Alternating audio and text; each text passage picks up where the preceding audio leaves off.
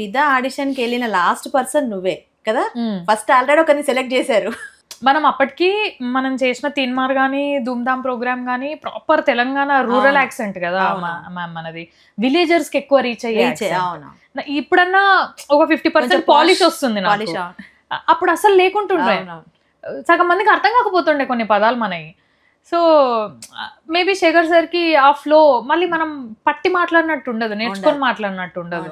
వాళ్ళు రాసిన దాన్ని కూడా నేను ఫ్లోలో మార్చేసేదాన్ని. సార్ ఇట్లా చెప్తే మీరు రాసింది నేను చెప్పినట్టు ఉంటది. ఆయన అడిగేవాళ్ళు కూడా, శేఖర్ సార్ నీకేమైనా అనిపించినా కూడా చెప్పమ్మా, మనం నీకు ఇది కరెక్ట్ అనిపిస్తే ఇది చెప్పు, లేదంటే దీన్ని ఇంకెట్లా చెప్తారో అట్లా చెప్పు, మీనింగ్ ఇది రావాలి, ఫ్లో నీ ఇష్టం, ఇట్లా చెప్పేవాళ్ళు అనమాట.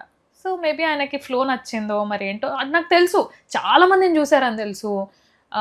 ఒకళ్ళిద్దరు నాకు ఎదురుపడ్డారు కూడా అనుకుంటా వేరే వేరే షూటింగ్స్ లో.